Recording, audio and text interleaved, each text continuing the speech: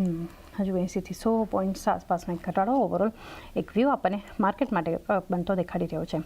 આ સિવાય સિમેન્ટ કંપનીઓ પાર્થિવ કઈ રીતે જોઈ રહ્યા છો? કારણ કે અત્યારે પણ જુઓ ગ્રાસિમ એક મજબૂતી આપણને બતાવી રહ્યું છે.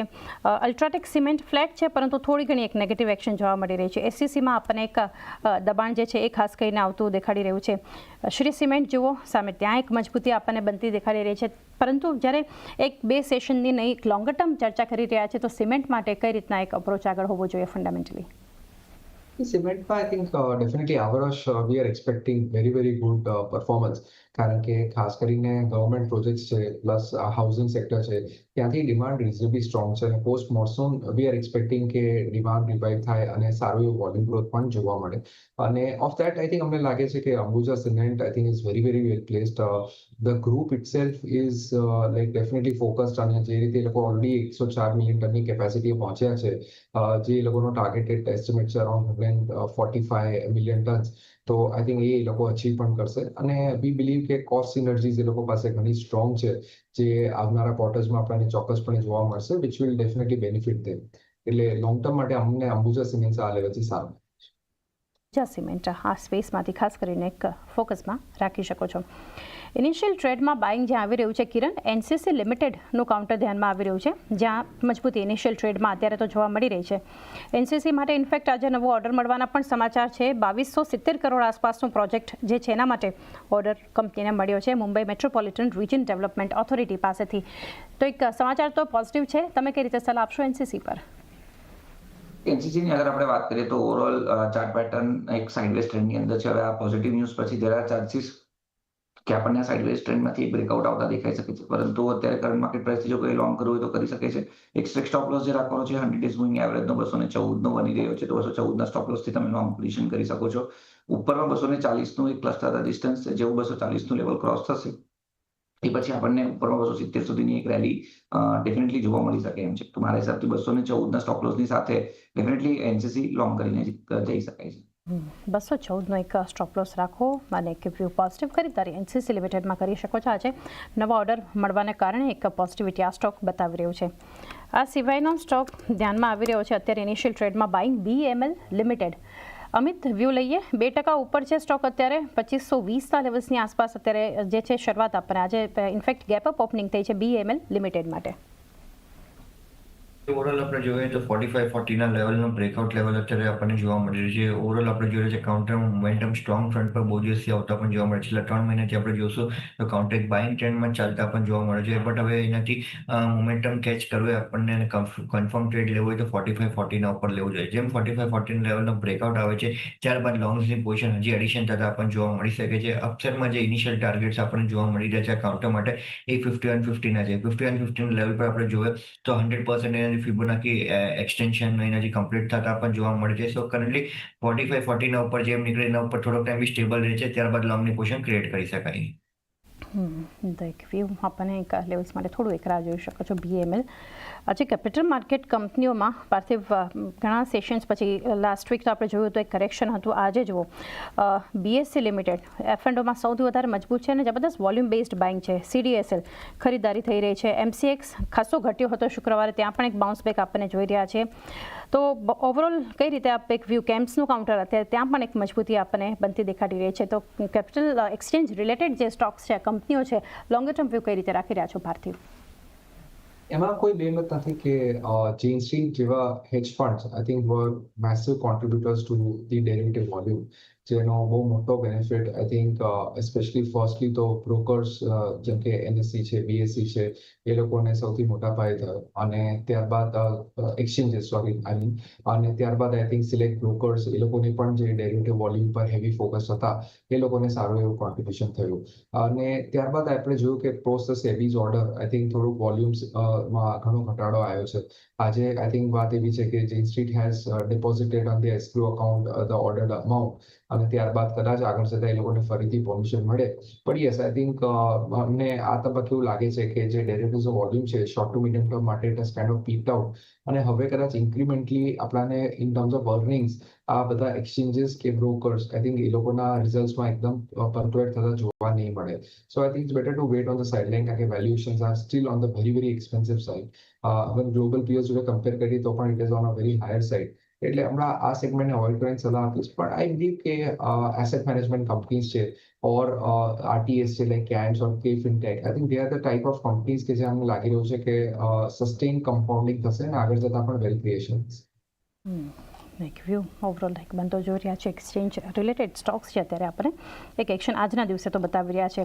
કિરણ, કોલ ઇન્ડિયા મજબૂત છે, અત્યારે 0.5% ખરીદારી ડેઝ હાઈ પર 384ના લેવલ્સ પર અત્યારે નિફ્ટીના ટોપ ગેનર્સમાં છે કોલ ઇન્ડિયા. કઈ રીતે સલાહ રહેશે આપની? કોલ ઇન્ડિયાની અગર આપણે વાત કરીએ તો જે રીતે ઓવરઓલ ચાર્ટ પેટર્ન આપણને દેખાય છે 385 થી લઈને 370 નું એક ક્લસ્ટર સપોર્ટ છે. ઘણા દિવસ માર્કેટ ત્યાં સપોર્ટ લીધું હતું. ફરીથી આપણે જોઈ રહ્યા છે કે માર્કેટ ત્યાં સપોર્ટ લઈ રહ્યું છે. સાથે સાથે મોમેન્ટમ ઇન્ડિકેટર ઉપર એક બુલિશ ડાયવર્જન્સ પણ છે. સો મારા હિસાબથી એક વખત માટે અહીંયા લોંગ પોઝિશન કરવી હોય તો કરી શકાય છે. એક મેજર જે સપોર્ટ છે 370 નો છે, તો 370 નો એક સ્ટોપ લોસ રાખીને ખરીદી કરો. ઉપરમાં 420 સુધીના લેવલ્સ આવી શકે છે. જેવું 420 નું લેવલ ક્રોસ થશે પછી અહીંયા એક સારી એવી તેજી પણ એક્સપેક્ટેડ છે. તો એઝ ઓફ નાઉ 370 ના સ્ટોપ લોસની સાથે જેમની પાસે પણ પોઝિશન છે એ હોલ્ડ રાખી શકે છે અને નવી ખરીદારી પણ કરી શકે છે. 370નો સ્ટોપ લોસ હોલ્ડ કરી શકો છો, ફ્રેશ એન્ટ્રી પણ કરી શકો છો કોલ ઇન્ડિયા માટે આ લેવલ્સને ધ્યાનમાં રાખીને. સિમેન્ટમાંથી અમિત, ગ્રાસિમમાં અત્યારે એક મજબૂતી જોઈ રહ્યા છે, એક રિવ્યૂ લઈ લઈએ. 0.5% જેટલી મજબૂતી સ્ટોક બતાવી રહ્યો છે. કઈ રીતે ચાર્ટ સેટઅપ જોઈ રહ્યા છો ગ્રાસિમનું અમિત? બહુ દિવસે આપણે જોઈ રહ્યા છે કાઉન્ટરમાં અપસાઇડના લેવલ ઘટાડો આવતા પણ જોવા મળી રહ્યો છે. જે હિસાબથી આપણે જોશું તો 2900ના લેવલ જે કન્ટિન્યુઅસલી આ કાઉન્ટરમાં એક સેલિંગ આવતા પણ જોવા મળે છે. જેના લીધે આપણે જોઈએ તો સામે આજના દિવસમાં થોડુંક એવું પુલબેક બનતા પણ જોવા મળી રહ્યું છે. બટ કાઉન્ટરમાં કન્ફર્મેશન આવ્યું નથી કે હજી લોંગ પોઝિશન ક્રિએટ કરી છે. કન્ફર્મેશન જે બની રહ્યું છે 2800 ઉપર જ બની રહ્યું છે. 2800 ઉપર જેમાં નીકળે છે તો જ કન્ફર્મ મળશે લોંગની પોઝિશન ક્રિએટ કરવા માટે આ પુલબેક બાઇંગ માટે. ત્યાં સુધી હું કહીશ કે વેટ એન્ડ વોચ કરવું જોઈએ. ડાઉનસાઇડમાં જે સપોર્ટ બનતા અત્યારે કાઉન્ટરનું જોવા મળી રહ્યું છે એ 2750 નો છે. 2750 નો લેવલનો અગર બ્રેકડાઉન આવે છે તો હું કહીશ કે હજી ઘટાડો આપણને આ કાઉન્ટરમાં જોવા મળી શકે છે. તો એક વ્યૂ અત્યારે ખાસ કરીને એક બનતો દેખાઈ રહ્યો છે ગ્રાસિમ માટે. અમિત, ઇન્ડિયા વિક્સ માટે એક વ્યૂ લઈ લઈએ. અન્ય સ્ટોક્સ પર જઈએ પહેલાં, કારણ કે 12.25ના લેવલ્સની આસપાસ 3.5%નો આપણે જે અત્યારે જોઈ રહ્યા છીએ એક ઉછાળો ઇન્ડિયા વિક્સ પણ બતાવી રહ્યું છે. વોલેટિલિટી ઇન્ડેક્સ માટે કઈ રીતે હવે આગળ શું ધ્યાનમાં રાખીએ લેવલ્સ? આપણે જોઈએ તો અપસાઇડના લેવલથી આપણે જોશું તો 22ના લેવલથી ખાસો ઇન્ડેક્સ પુલ ઓફ થતા પણ જોવા મળ્યું છે. હવે જે હિસાબથી આપણે જોઈએ તો એનાથી અપસાઇડમાં જે આપણને બ્રેકઆઉટ લેવલ બતાડે છે 15.5નો બતાડે છે. 15.5ના ઉપર નીકળે છે તો જ એનાથી મેજર આપણને ફ્લક્ચ્યુએશન યા વોલ્ટિલિટી માર્કેટમાં ક્રિએટ થતા પણ જોવા મળી શકે છે. જ્યાં સુધી 15.5ના ઉપર નીકળતો નથી ત્યાં સુધી એવું કંઈ મેજર વોલ્ટિલિટી આપણે માર્કેટમાં જોવા નહીં મળી શકે. વન સાઇડેડ ટ્રેન્ડ આપણને જોવા મળશે કે જે હિસાબથી આપણે જોઈએ તો ઇન્ડિયા વિક્સ છેલ્લા 1-1.5 મહિનાથી આપણે જોશું તો 14 થી 12ના રેન્જમાં ચાલતા પણ જોવા મળે છે. જેને લીધે આપણે જોશું તો નિફ્ટીમાં જે હિસાબથી ઘટાડો બી આવે છે છેલ્લા 2 અઠવાડિયાથી અપસાઇડના લેવલથી સ્ટ્રેટ ઘટાડો આવતા પણ જોવા મળે છે. એમાં કંઈ મેજર વોલ્ટિલિટી જોવા નથી મળી રહી કે એક દિવસ 100 પોઈન્ટ ઉપર બીજા દિવસે 100 પોઈન્ટ નીચે. સો કરન્ટલી જે હિસાબથી આપણે જોઈએ તો વોલ્ટિલિટી નથી માર્કેટમાં એક્ટિવ નથી જ્યાં સુધી ઇન્ડિયા વિક્સ 15.5ના ઉપર જતી નથી. 15.5ના ઉપર અગર ઇન્ડિયા વિક્સ જાય છે તો થોડુંક એવું કન્સર્નની વાત બની શકે છે અને ટ્રેન્ડમાં સ્ટોપેજ લાગતા પણ જોવા મળી શકે છે. સો કરન્ટલી જે હિસાબથી આપણે જોશું તો જે ઘટાડો આવતા પણ જોવા મળી રહ્યો છે એનાથી માર્કેટમાં બટ ડાઉનસાઇડના જે લેવલ્સ છે નિફ્ટીના બી એના બ્રેકડાઉન આવતા પણ જોવા નથી મળ્યા. જેના લીધે આપણે જોશું તો ઇન્ડિયા વિક્સ હજી સ્ટેબલ રેટ પર ચાલતા પણ જોવા મળશે. અગર 15.5ના ઉપર ઇન્ડિયા વિક્સ નીકળે છે તો કન્સર્ન વાળી વસ્તુ હોઈ શકે. 15.5 ઉપરના લેવલ્સ છે તો થોડું કન્સર્ન, બાકી હાલ વિક્સને લઈને હાલ કોઈ એટલું કન્સર્ન નથી. ભારતીય એરટેલ સતત એક ઘટાડો, એક વીકથી આપણે જુઓ તો 6%ના નેગેટિવ રિટર્ન્સ છે ભારતીય એરટેલમાં, અને 1 મંથ પણ કોઈ એટલા 2% જ પોઝિટિવ રિટર્ન્સ છે. વધારે કોઈ એક્શન ભારતીય એરટેલમાં આપણને જોવા નથી મળી. કઈ રીતે એક ફંડામેન્ટલ્સ જણાવશો અહીંથી? આઈ થિંક મને વેલ્યુએશન્સ ઓફ આન્સર છે. નો ડાઉટ આ વર્ષમાં ધેર ઇઝ એન એક્સપેક્ટેશન કે આરપોમાં વધુ વૃદ્ધિ થાય, અને in terms of subscriber quality I think Bharti Airtel is best place, અને દેટ ઇઝ વાય આપણે જ્યારે બી રિપોર્ટેડ નંબર્સ આવે છે ત્યારે આરપો વાઇઝ જોઈએ છે કે Bharti Airtel always leads the pack, followed by Jio and then Idea, Vodafone, other companies. એટલે એવા સંદર્ભમાં I think no doubt it's the finest of the telecom carrier players. પણ આઈ થિંક ભારતીય એરટેલ માટે તો only trigger right now can be કે એ લોકો જે ગવર્મેન્ટે રિક્વેસ્ટ કરી છે કે લાઈક વોડાફોન, આઈડિયા, એ લોકોનું પણ જે એજીઆર ડ્યુ છે એ like gets converted into equity to the government. પણ doesn't seem for now at least as of now એવું લાગી નથી રહ્યું કે એવું કંઈ પણ થશે but still I think I believe કે વેલ્યુએશન્સ એક્સપેન્સિવ હોવાથી હમણાં અવોઇડ કરવાની સલાહ છે. હાલ તો એક વ્યૂ અવોઇડ માટે આપણને એક સ્ટોક પર ખાસ કરીને બનતો બતાવી રહ્યો છે. આ સિવાયના સ્ટોક માટેનો એક વ્યૂ લઈએ અત્યારે. કિરણ, કાઉન્ટર છે ટાટા સ્ટીલ 5% મજબૂતી, પરંતુ એક 160ના અત્યારે ડેઝ હાઈ આસપાસ કારોબાર થતો બતાવી રહ્યું છે. લાસ્ટ વીક Q1 અપડેટ્સ પણ કંપનીમાં જોઈ હતી ત્યારે ઘટાડો હતો, ત્યારબાદ બાઉન્સ બેક આપણને 2 સેશન્સમાં ગુરુવારે શુક્રવારે બતાવ્યું. ટાટા સ્ટીલ માટે કઈ રીતે સલાહ આપશો? તો ઓવરઓલ અગર ટાટા સ્ટીલની વાત કરીએ તો આપણે સવારે કીધું એમ કે અમને મેટલ્સની અંદર લાગી રહ્યું છે કે અહીંયાથી એક તેજી આવી શકે છે. આપણે હિન્દાલ્કોનો ટ્રેડ પણ સજેસ્ટ કર્યો છે. ટાટા સ્ટીલની પર્ટિક્યુલરલી વાત કરીએ તો અહીંયા ડેલી ચાર્ટ ઉપર એક મેજર જેનું 161.58નું જે રેઝિસ્ટન્સ હતું એને ક્રોસ કર્યું છે. એના પછી એક ડીપ આવ્યો છે, પરંતુ એ ડીપમાં હાયર લૂજ બનાવ્યા છે. તો મારા હિસાબથી અહીંયા કરંટ માર્કેટ પ્રાઇસથી લોંગ કરવું જોઈએ. એક ઇમ્પોર્ટન્ટ લેવલનો જે છે 155 છે. 155ના સ્ટોપ લોસની સાથે મારા હિસાબથી ટાટા સ્ટીલમાં લોંગ કરવું જોઈએ. જે 155નો લેવલ બ્રેક નથી થતું તો there are very good chances કે આપણને ઉપરમાં 175 સુધીના લેવલ્સ દેખાઈ શકે એમ છે. તો મારા હિસાબથી કરંટ માર્કેટ પ્રાઇસથી લોંગ કરી શકાય છે 154ના સ્ટોપ લોસની સાથે. ઓપનનો સ્ટોપ લોસ ખાસ કરીને એક ધ્યાનમાં રાખી શકો છો. એક વ્યૂ ટાટા સ્ટીલ માટે આપણને બનતો જોઈ રહ્યા છે. ત્યારબાદ છેલ્લે એક કાઉન્ટર કિરણ આપની પાસેથી જાણી લઈએ. બજાજ ફિનાન્સ અત્યારે સૌથી વધારે નિફ્ટીનું લૂઝર છે. બજાજ ટ્વિન્સ રાધર, ફિનસર્વ અને બજાજ ફિનાન્સ બંનેમાં અત્યારે ફિનસર્વ 1% દબાણ છે, બજાજ ફિનાન્સમાં 2% આસપાસનો ઘટાડો જોઈ રહ્યા છે. કઈ રીતે વ્યૂ આપો છો, શું કરવું જોઈએ આ ઘટાડે બંને કંપનીઓમાં? મારા હિસાબથી આ બંને એક ફર્સ્ટ મૂવર હતા અને એના પછી આપણે જોઈ રહ્યા છીએ કે અત્યારે એક પ્રોફિટ બુકિંગ આવી રહ્યું છે. તો મારા હિસાબથી થોડું વેટ એન્ડ વોચ કરો.